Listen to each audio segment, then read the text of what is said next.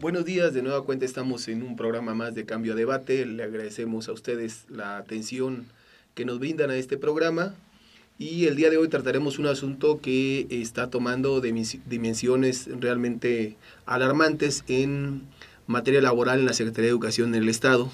No son nuevas, pero me parece que están en este momento haciéndose más grandes estos problemas y sobre todo, bueno, pues de hecho incluso institucionalizando este tipo de medidas totalmente antilaborales que están golpeando el bolsillo fundamentalmente de los trabajadores, pero además también dejando en indefección a estos para cualquier tipo de defensa que puedan realizar en el marco naturalmente de la relación obrero-patronal que se tiene a nivel de la Secretaría, porque, bueno, pues lo que sabemos es que en la Junta Local de Conciliación y Arbitraje hay infinidad de casos de carácter laboral no resueltos, que es alarmante, un crecimiento enorme, y bueno, pues esto nos habla de una circunstancia realmente inédita en el asunto laboral, y que nos dice también que hay una tendencia de parte del tribunal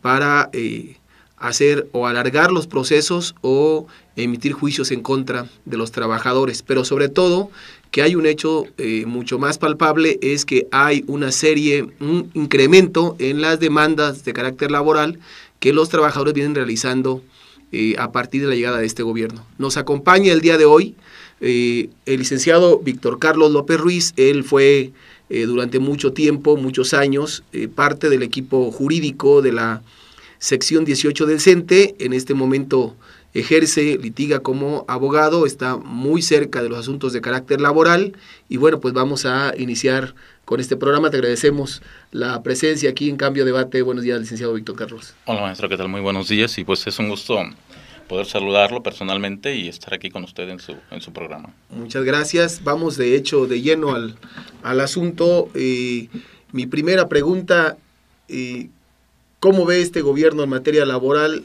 en relación con las incidencias que pasan en Secretaría de Educación con respecto a gobiernos anteriores?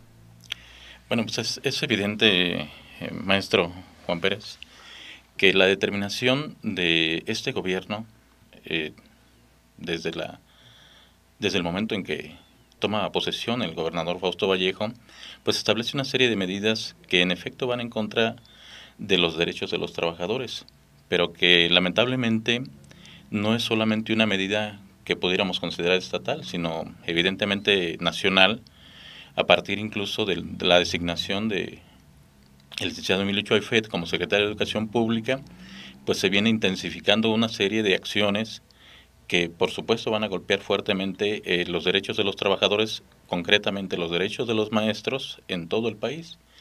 Y es una política que se está implementando en el Estado a partir incluso de la llegada del nuevo secretario de Educación, que es un abogado de aquí de Michoacán, pero que prácticamente toda su carrera la estableció en Toluca, en el Estado de México, y que entendemos que es una persona que viene recomendada directamente pues desde los más altos mandos, como puede ser el propio licenciado Emilio Choyfet, para que establezca una política contraria a los derechos de los trabajadores en el Estado de Michoacán. Eso es totalmente evidente, y considero que en un momento más estaríamos hablando de algunas cuestiones muy particulares para ejemplificar todo esto.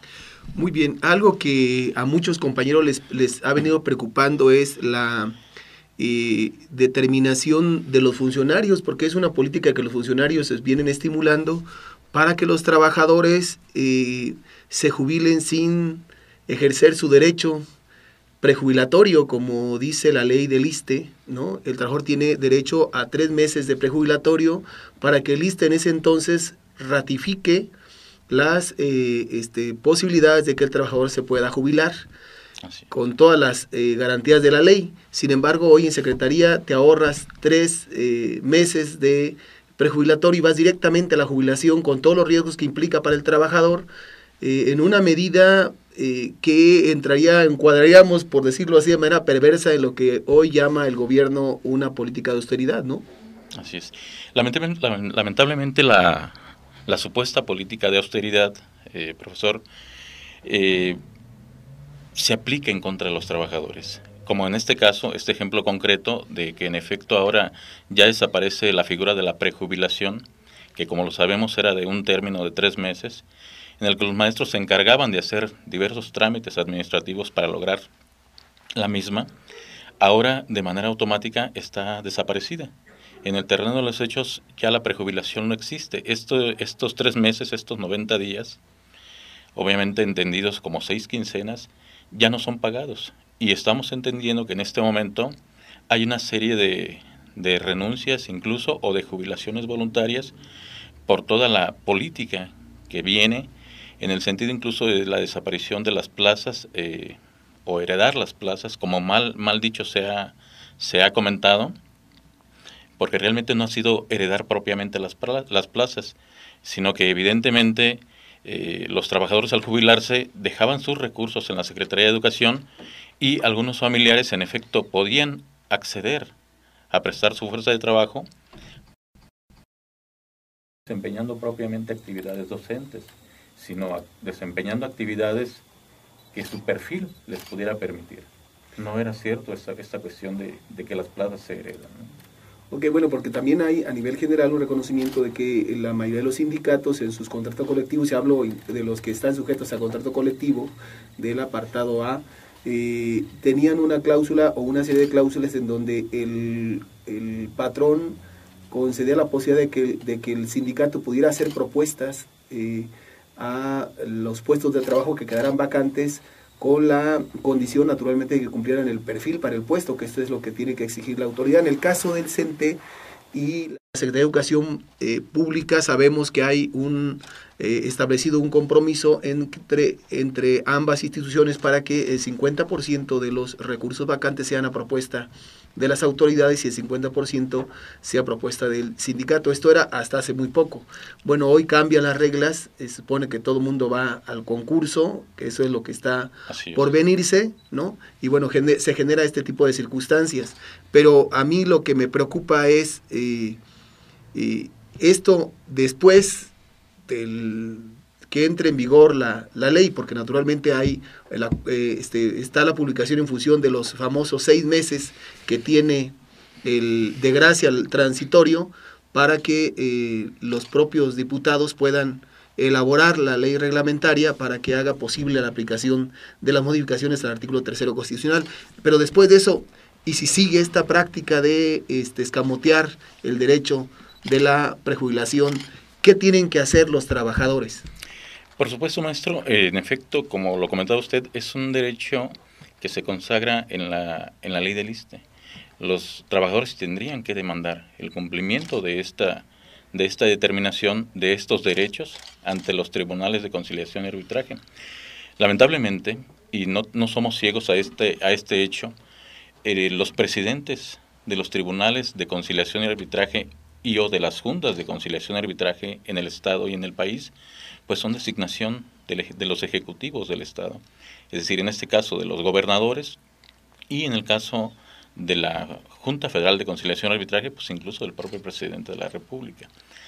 Esto quiere decir que hay una desventaja total, porque al acudir a las instancias legales, es un hecho que los trabajadores van a perder, porque entendemos que hay una línea, hay indicaciones por parte de los ejecutivos, por parte de los gobernadores, para que se dicten resoluciones en contra de los trabajadores. Esto es una práctica que está sucediendo ahora y que ha sucedido durante mucho tiempo, disfrazada con la legalidad. Ok, bueno, entonces el panorama es realmente complicado para los trabajadores, sobre todo por volviendo al asunto de la Secretaría, por una serie de circulares administrativas que se han estado emitiendo de parte de la Secretaría, que tienen una intencionalidad en dos sentidos, diría yo, y esto es un comentario que tú me has hecho, de carácter laboral primero, que va al bolsillo del trabajador, y el segundo, el quitarle margen de maniobra a las representaciones sindicales para que puedan ir en defensa de los trabajadores. Hablo de hechos concretos que vivimos cotidianamente. Un trabajador llega el día 17 de marzo, por ejemplo, con sus documentos para que se le dé entrada a su propuesta de incidencia de personal. Y bueno, lo que luego inmediatamente ocurre es, oye, le faltó esto, le faltó lo otro. Sí, el trabajador ya está trabajando y solamente tiene que complementar su expediente. Cuando se pasa el tiempo y hay un día más, dicen que cambie su fecha de propuesta. Ya los efectos no son los del 16 de marzo, sino los del 1 de abril, y entonces el trabajador que estuvo frente a grupo pierde una quincena que el gobierno del estado se lo embolsa sin más ni más, a pesar de que el trabajador estuvo en la escuela y puede comprobarlo. Esto pasa cotidianamente, por decir un ejemplo, ¿no? Claro. Es cierto lo que comenta, y este es otro ejemplo claro de lo que estamos diciendo desde el inicio de esta charla. La transgresión de los derechos de los trabajadores es un hecho en el estado de Michoacán, es un hecho aplicado por las autoridades educativas y estatales en el estado de Michoacán. Las circulares que últimamente se han estado girando a todas las escuelas de todo el estado, centros de trabajo, en efecto son documentos que, como su nombre lo indica, son documentos que son signados o realizados a manera de misiva, a manera de una simple indicación administrativa hacia los subalternos. En este caso, obviamente, la Secretaría de Educación en el Estado ha girado estas indicaciones a todos los directores, subdirectores, supervisores, jefes de enseñanza, a todos los subalternos del sector educativo, a efecto de hacer nula ciertos derechos de los mismos trabajadores. Algunos de ellos son un atentado real en contra del sindicalismo, que tradicionalmente es el que por excelencia es el cuidador de los derechos de los trabajadores. Pero lamentablemente las circulares van más allá de su propia pretensión, es decir, los funcionarios en una pobre interpretación de las leyes y en una equivocada interpretación de las mismas, extralimitan sus funciones como funcionarios e incluso invaden la esfera del poder ejecutivo, del poder legislativo, porque ellos prácticamente están haciendo nuevas leyes, lo que es contrario obviamente a la propia Constitución. Esto se está haciendo con las propias circulares, lo que es totalmente grave. Las circulares, que son una simple determinación administrativa, es prácticamente una nueva ley, y en materia educativa, regidos por leyes federales, están transgrediendo, por supuesto, la propia legislación federal, lo que conlleva a una violación total del artículo 133 constitucional, que establece la supremacía de leyes, obviamente federales, en relación a las estatales, y por supuesto mucho más allá de los reglamentos, y ya no digamos las circulares, ¿no? Ahora una circular tiene un valor mucho mayor que una ley federal. Aquí en el Estado, para efectos de la Secretaría de Educación en el Estado. Así es. Vamos a ir, licenciado, si nos permites, a un pequeño corte y regresamos para seguir platicando de este interesante tema, sobre todo para, creo yo, los trabajadores que en este momento tienen mucha incertidumbre sobre cómo se hace para enfrentar este tipo de medidas en Secretaría de Educación. Regresamos.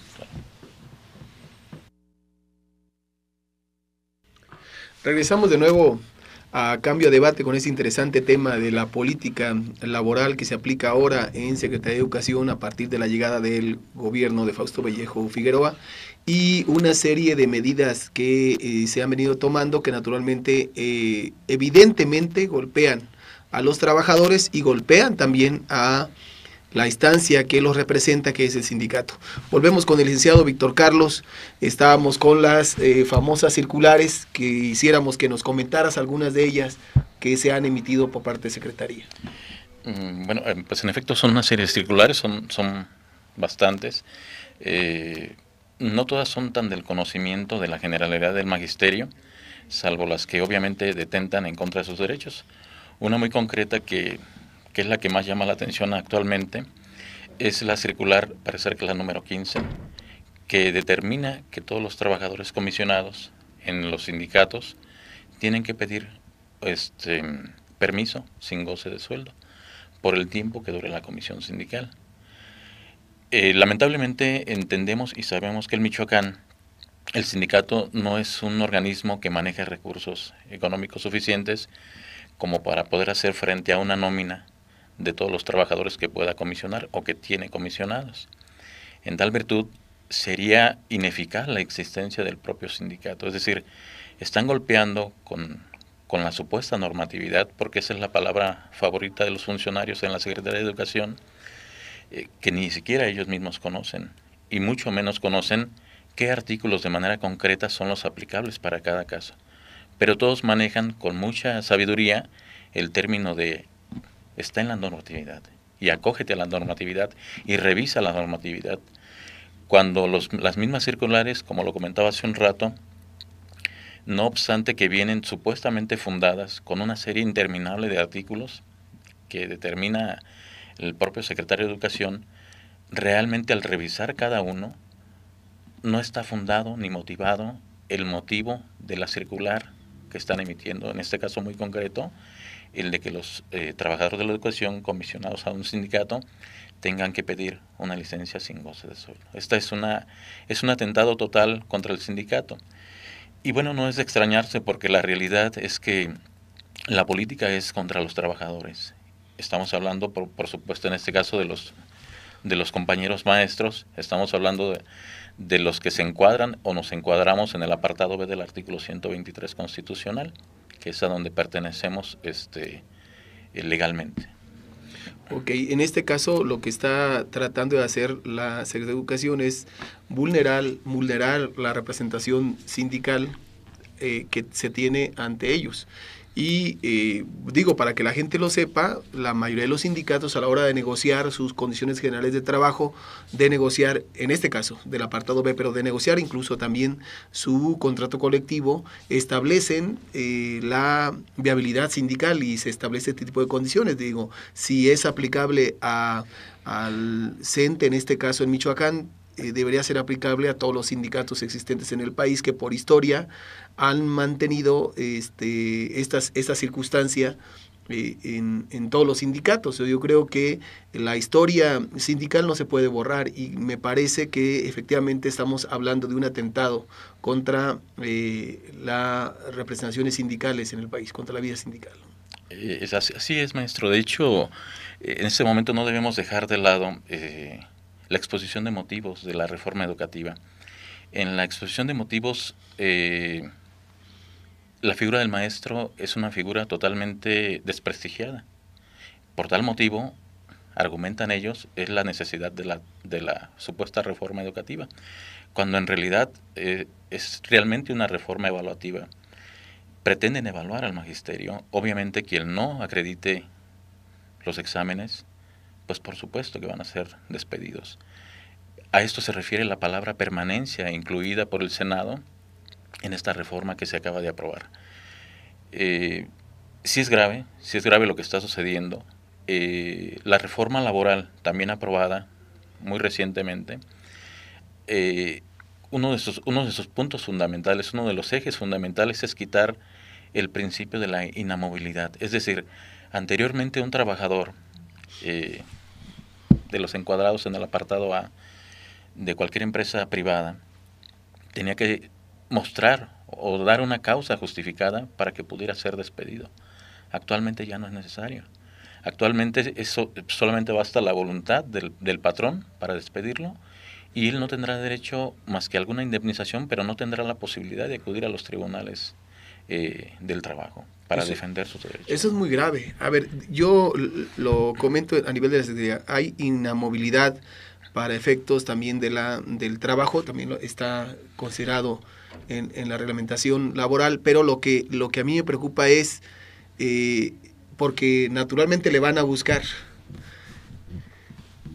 ¿será o considerarán causa justificada lo que, por ejemplo, la negativa de un centro de trabajo a ser evaluado para efectos de determinar o no la permanencia del trabajador, o algún otro tipo de incidencias para la permanencia del trabajador? Porque hasta este momento, bueno, pues eso podría no ser causal, pero podría serlo, porque lo que dice la ley es, no puede ser despedido o movido de su centro de trabajo o de su puesto de trabajo, a menos que sea por causa justificada.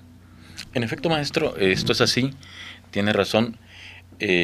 Ahora la simple determinación de pretender luchar por los derechos, es decir, no acogerse a la evaluación universal, que es ahora la supuesta única forma de contratación en el gremio magisterial, y luchar por los derechos de los mismos, ya se considerará como una causa para poder ser sancionado. Por supuesto existen una serie de sanciones desde la simple amonestación, la suspensión de sueldo y funciones y obviamente la destitución, ¿no? Entre otras muchas. Hay un catálogo vasto para sancionar al gremio magisterial. Y estoy totalmente convencido que se van a empezar a dar una serie de incidencias en los centros de trabajo y en las delegaciones sindicales, donde obviamente muchos maestros van a tener problemas de despidos, argumentando la supuesta justificación con la simple pretensión de defender los derechos. Una pregunta, he revisado la normatividad, la modificación del artículo 3º, me preocupa, porque debe preocuparnos a todos, pero esto va a reglamentarse la ley general. Sabemos que es un asunto de carácter laboral lo que está en medio. La evaluación hoy está trastocando la normatividad laboral, es un hecho. No estamos sujetos a condiciones generales de trabajo. ¿Estas se van a modificar? ¿Tú consideras que se van a modificar o van a establecer solamente la expectativa de que se pueda ir o no un trabajador a partir de la propia Ley General de Educación? Es increíble, pero uno no puede entender que sea esa la vía cuando es un asunto fundamentalmente de carácter laboral, ¿no? Sí, maestro. Es un hecho, se van a modificar. De hecho, bueno, el licenciado Emilio Choifet ya en breve emitirá la ley orgánica para lo que va a ser el Instituto Nacional de Evaluación. Y obviamente con ello una serie de reformas en todas las disposiciones en carácter de educación. La Ley General de Educación. Lo mencionaba porque los transitorios dicen que hay que modificar la Ley General de Educación y que hay que crear la ley del instituto. Pero en el caso del reglamento de las condiciones generales de trabajo, bueno, porque ya vas al ámbito laboral, al ámbito de las relaciones, ahí es donde digo, bueno, y esto habrá de modificarse porque no está contenido de ninguna manera nada de esto. Y yo digo, bueno, quedará en el marco de las leyes de carácter educativo un asunto estrictamente de carácter laboral. Sí va a ser también modificado incuestionablemente el reglamento, maestro. Al ser modificadas las leyes generales o las leyes federales, y en su caso también las de los estados en su oportunidad, los reglamentos derivan de ellas y tendrán que ser modificadas. Lo van a hacer. Obviamente en una intención de legalizar la pretensión de golpear a los trabajadores, en este caso muy concreto a los compañeros maestros, ¿no? Ok, un asunto que no quiero dejar pasar. Llega el gobierno de Fausto Vallejo, se nombran las autoridades educativas, se encontraban muchos trabajadores con adeudos del gobierno anterior, esperando su pago. Llega el gobierno y manda una caja, me decían que es la caja del rezago, así me dijo uno de los funcionarios, a todos los trabajadores que tenían adeudos antes de la llegada de este gobierno. Este gobierno no ha pagado esos adeudos. Naturalmente es una situación totalmente irregular. ¿En qué se basan, en qué normativa se basan para hacer este tipo de disposiciones el gobierno actual, para negar los adeudos y no quererle pagar a los trabajadores? Básicamente es una cuestión más política que jurídica. Con el cambio de partido en el gobierno del estado de Michoacán, se reniega del gobierno anterior y se hace alusión constantemente a ello. El supuesto endeudamiento del anterior gobernador, Leonel Godoy, es el motivo fundamental, que obviamente lo entendemos y lo sabemos, es un gobernador de extracción periodista, y ellos no se quieren hacer cargo de ese supuesto endeudamiento. Entonces, desde mi concepción es más bien una cuestión política por la que no se quieren hacer responsables. Sin embargo, a la fecha se siguen generando obligaciones, se siguen generando nuevas deudas a partir de la llegada de este gobierno, que tampoco han sido liquidadas. Eso es importante hacerlo notar, porque se va solamente con la primera información. No vamos a pagar las deudas de un gobierno que se endeudó tremendamente y que no sabemos a dónde fueron a parar los recursos. La realidad es que a partir de la llegada del nuevo gobernador Se se siguen siguen generando nuevas obligaciones que no están siendo pagadas. Y me estoy refiriendo muy concretamente a las cotizaciones que se están dando a los pagos de seguro de vida, y cuando un trabajador fallece o un trabajador se retira, esos pagos no están siendo realizados por las aseguradoras, porque en efecto al trabajador sí se le están descontando, se ven claramente los descuentos en los talones de ingresos de cheque, pero esos dineros no se están entregando actualmente, maestro, no se están entregando a las aseguradoras, que son las que se encargan de hacer estos pagos al Entonces momento. el trabajador llega a la aseguradora y encuentra con que no tiene derecho a recibir los seguros que por ley le corresponden, en virtud de que el gobierno del estado no ha pagado las obligaciones de este tipo de cosas. Increíble. Entonces no hay ley que diga que el gobierno no debe de pagarle adeudos anteriores a los trabajadores comprobables. Por supuesto. No hay ley.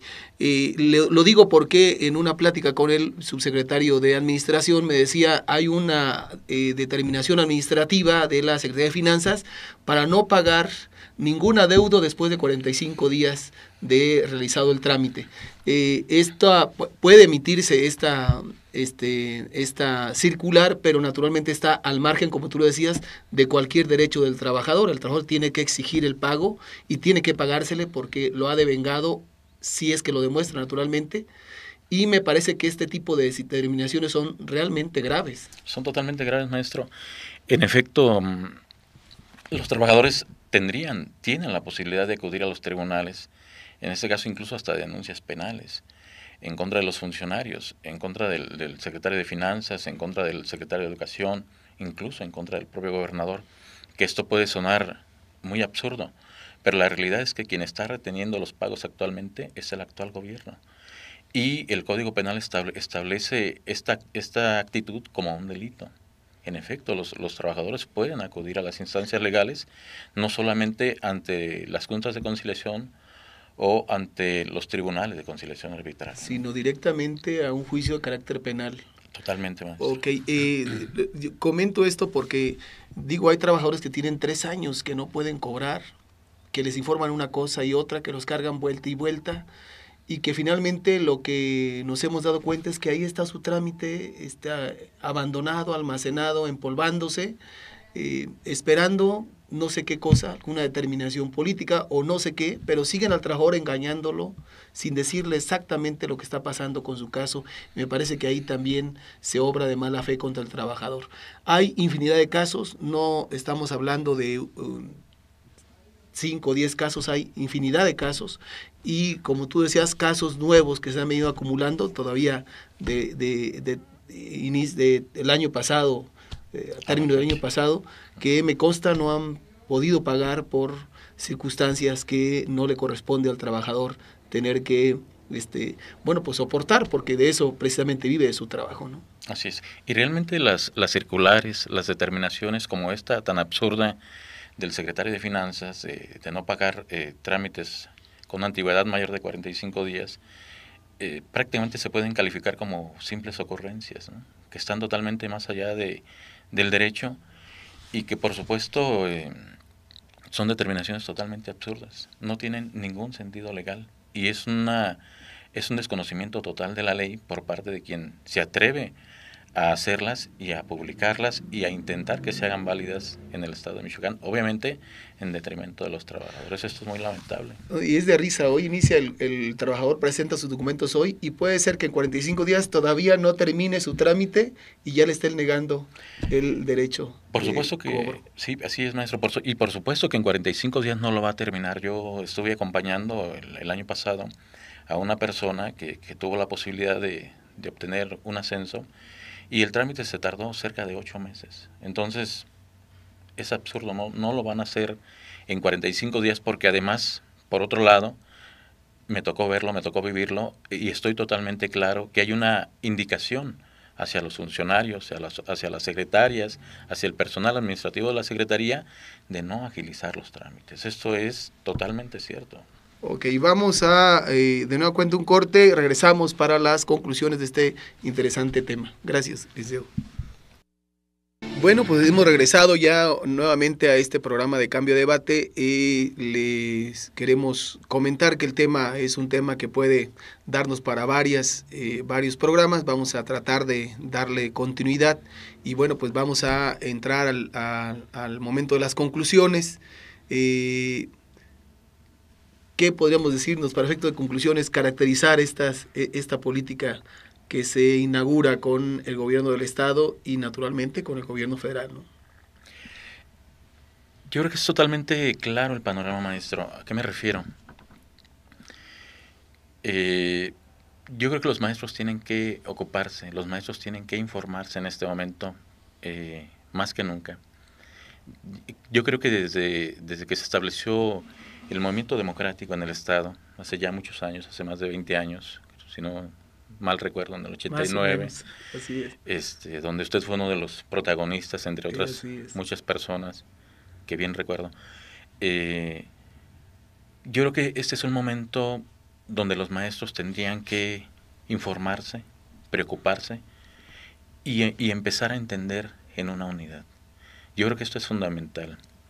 Si revisamos, nada más si revisamos la última entrevista, la última comparecencia que tuvo el licenciado Emilio Choyfet con la Comisión de Educación del Senado de la República apenas ahora, el miércoles 20 de febrero, sus palabras son muy graves, sus palabras son muy complicadas, porque él habla de los silogismos. Como abogado, él dice que los silogismos jurídicos son una maravilla, y ponía como ejemplo el silogismo de que si A es A, entonces B tendrá que ser.